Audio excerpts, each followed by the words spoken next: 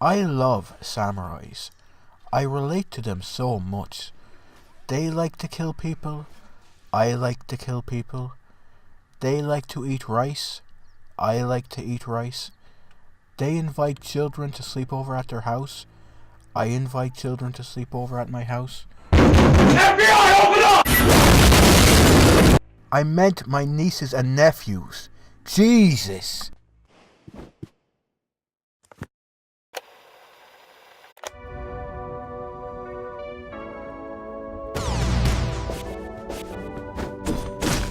Obviously, my love for samurais meant I was looking forward to playing Katana Zero, but the game still managed to impress me more than I was expecting.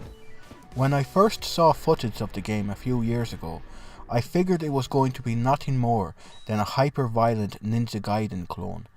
But I couldn't have been more wrong. Sure, Katana Zero shares some similarities with those 8-bit classics, but don't be mistaken, Katana Zero is absolutely its own beast.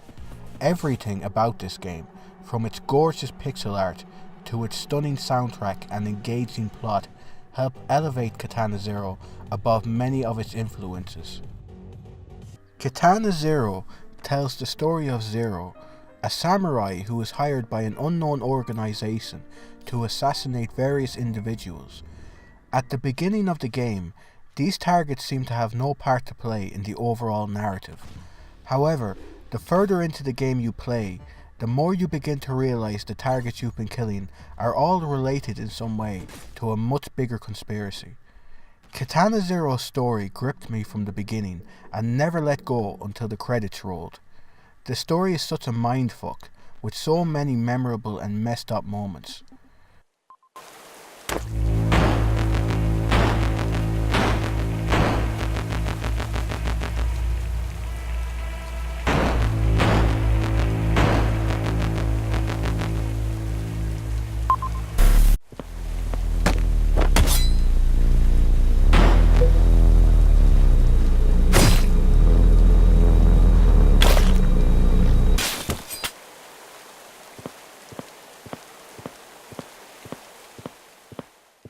There are flaws with the way Katana Zero tells its story, however.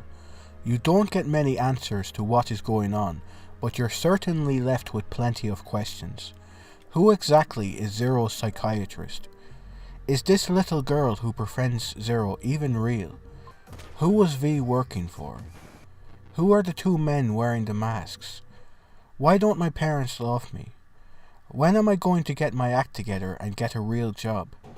None of these questions are answered in the game. Of course, it's possible to analyze everything that happens in Katana Zero and come to your own conclusions, and I think that's what the developer intended. But if you like your stories to have definitive answers, Katana Zero's story may frustrate you at times. I didn't mind, however, because I found the world and characters in this game just so fascinating to interact with. I love the dialogue system in Katana Zero. Depending on the kind of player you are, you can be an absolute dickhead to the people you interact with, interrupting them every chance you get. Or you can be patient and friendly, which can lead to certain scenarios playing out differently. Let me use the second mission as an example. When you enter this building to kill your target, you are first greeted by the receptionist. If you're in a hurry, you can simply tell her to shut up, which will really piss her off, but at least you won't have to talk to her. But the consequence of this is that she will probably be shot dead when you try to leave the building after you've assassinated your target.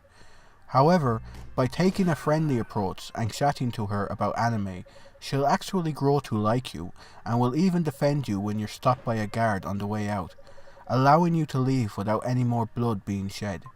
It's a small touch, but it makes a big difference. That doesn't mean every scene has multiple ways of playing out, however. Unfortunately, many scenes in the game will always play out in a certain way, regardless of how you approach them, but I still appreciated the inclusion of the dialogue system overall. The soundtrack also deserves special mention. I don't think I've ever been so blown away by a game's soundtrack since Nier Automata, and that's saying a lot.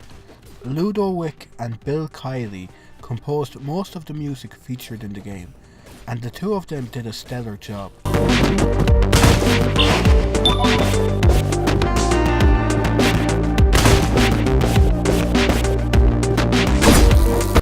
Tracks like You Will Never Know will be stuck in your head for days and really remind you of the kind of music you'd hear in a film like Drive.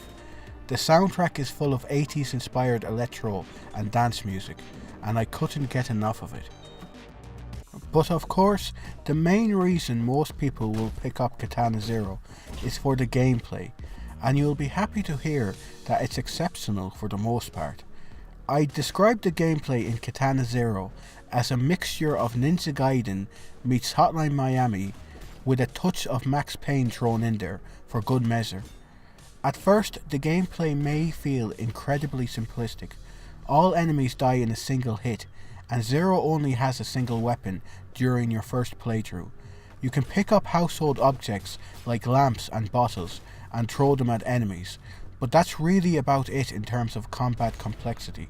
However, the real fun begins when more advanced enemy types show up. Enemies that need to be killed from behind, shotgunners who can be lethal if you're not quick enough, and guards with riot shields. All these enemies help mix up your playstyle. Slowing down time to reflect the bullet back at a guard before grabbing a bottle and flinging it at the guy behind him before dodge rolling under shotgun fire. Moments like these make you feel like a total badass and are worth the price of admission alone. There are also quite a few boss fights in Katana Zero, and they are a real highlight. A battle with a helicopter while you're riding on a motorcycle was an obvious highlight. I also love the variety displayed in the missions in the game. They don't all boil down to kill everything in the room, although that is still a big part of it. Mission 3 begins in a disco and requires you to sneak past the patrolling guards without being spotted. Mission 4 actually allows you to decide how you want to tackle things. You can either kill every police officer in the area and escape, or you can sneak your way through without killing anyone, which I feel is a far more satisfying way to tackle the mission. You're even rewarded for not taking a life during the mission. There is even a mission where you play as another samurai, and when you see the power this guy has, it's hard not to feel like the odds are stacked against you. I also need to mention the presentation in this game, because it's exceptional. Everything is just so slick and stylish in Katana Zero, especially when compared to other games out there. For example, when you start a level in Katana Zero, music doesn't just start playing right away. Instead, Zero puts on a pair of headphones and plays a track from his cassette player, and that's the music you're hearing in the stage.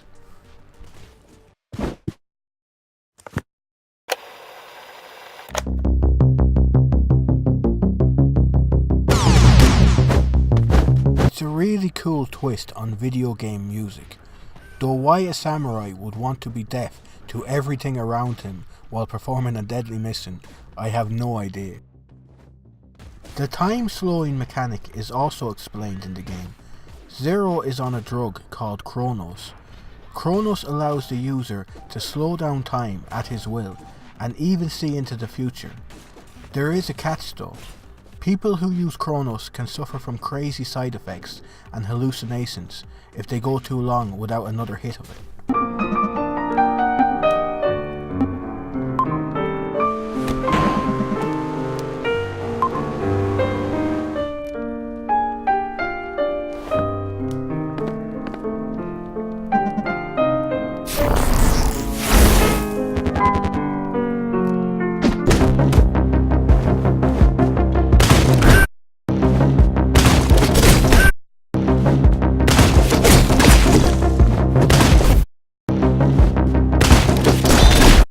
So basically, Zero needs Chronos to live, and to ensure he always has a steady supply, he agrees to help an organization by assassinating various targets of interest to them.